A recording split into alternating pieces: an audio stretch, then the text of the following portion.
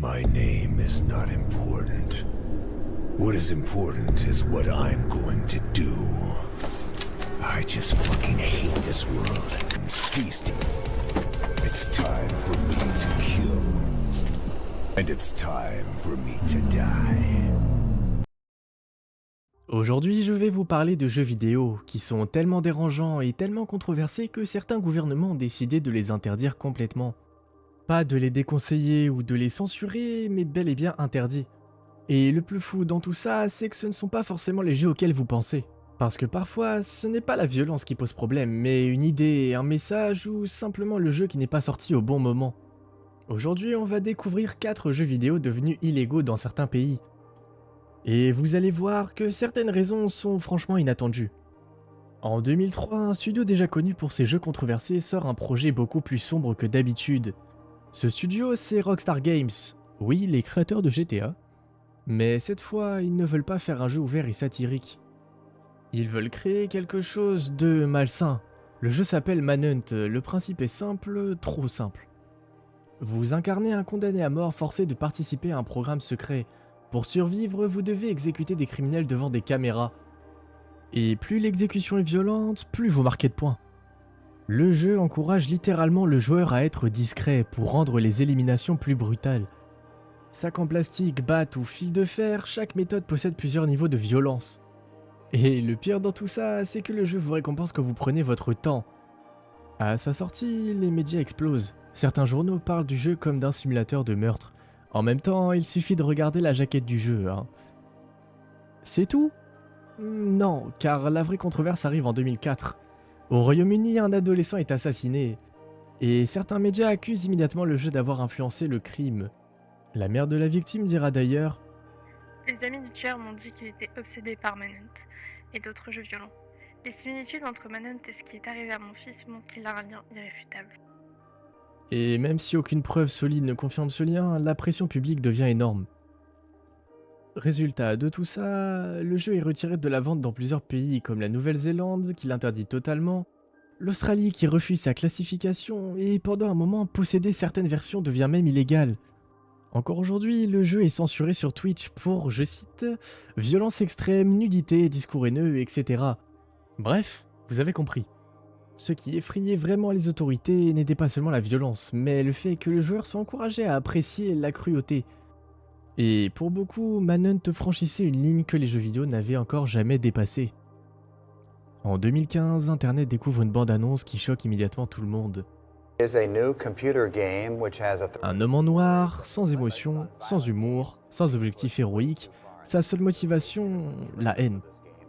Le jeu s'appelle Hatred. Et contrairement à la majorité des jeux vidéo, il ne cherche jamais à justifier ce que vous faites. Vous incarnez un personnage qui décide simplement de massacrer des civils. Pas de sauvetage, pas de morale, pas de second degré, juste la destruction. Dès son annonce, la réaction est immédiate. La bande-annonce devient virale et certains joueurs défendent la liberté artistique, d'autres parlent d'un jeu dangereux, même des plateformes de distribution hésitent. Le jeu est temporairement retiré d'une grande boutique en ligne, avant d'être réintégré après un débat interne. Mais plusieurs pays prennent une décision radicale. L'Allemagne refuse sa classification officielle, résultat impossible de le vendre légalement dans le pays. Pourquoi ça ? Parce que selon les autorités, le jeu ne présente aucune distance morale avec les actions du joueur. Il ne critique pas la violence, il ne la contextualise pas, il la met simplement au centre. Et c'est précisément ça qui dérange. Hatred devient alors un symbole, pas forcément d'un mauvais jeu, mais d'une question beaucoup plus grande. Jusqu'où un jeu vidéo peut-il aller au nom de la liberté créative ? Personnellement, rien qu'en préparant cette vidéo, le jeu m'a donné froid dans le dos.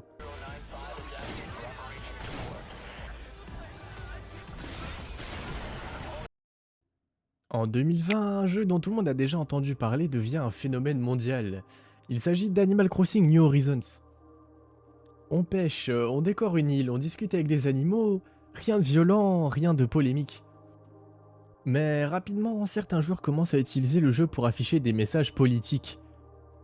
Des slogans apparaissent sur les îles des joueurs et des rassemblements virtuels y sont organisés. Le jeu devient alors un espace d'expression publique. Peu après, il disparaît progressivement de certaines plateformes de vente en Chine. En même temps, quand on connaît le niveau de la liberté d'expression là-bas, c'est pas étonnant. Maintenant, changeons complètement de registre. Parce que le prochain jeu n'est pas sombre, il n'est pas glauque et pas politique. Mais plutôt extrêmement populaire. Ce jeu, c'est PUBG, un Battle Royale classique, 100 joueurs, une île, un seul survivant. Rien de particulièrement choquant, et pourtant, le jeu a été interdit ou bloqué dans plusieurs régions du monde. Pas pour sa violence, mais pour son impact social. Dans certains pays, les autorités affirment que le jeu crée une dépendance massive chez les jeunes. Des écoles signalent des absences, des parents protestent, et dans plusieurs villes, la police commence même à arrêter des joueurs surpris en train d'y jouer en public.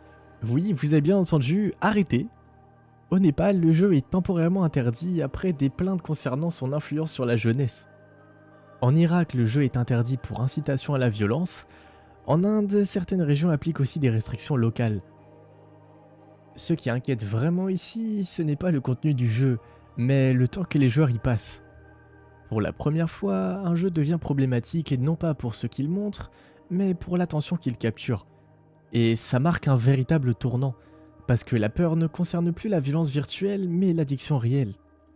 D'ailleurs, sachez que les jeux vidéo peuvent devenir une véritable addiction lorsqu'ils prennent le dessus sur le sommeil, le travail ou les relations. Parce qu'au final, un jeu doit rester un moment de plaisir, pas quelque chose qui contrôle notre quotidien.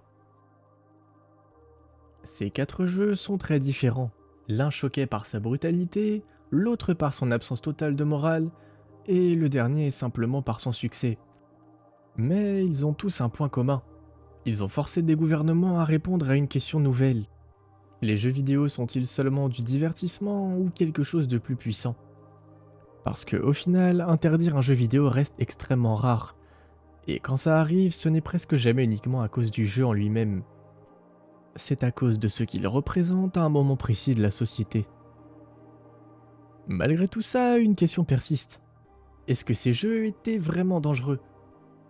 Ou est-ce qu'ils étaient simplement en avance sur leur époque ? Si cette vidéo vous a appris quelque chose, il existe encore beaucoup d'histoires incroyables autour des jeux. Et certaines sont encore plus étranges que celles-ci. Dites-moi dans les commentaires si des jeux vous ont traumatisé. Merci de m'avoir écouté, et moi je vous dis à la prochaine.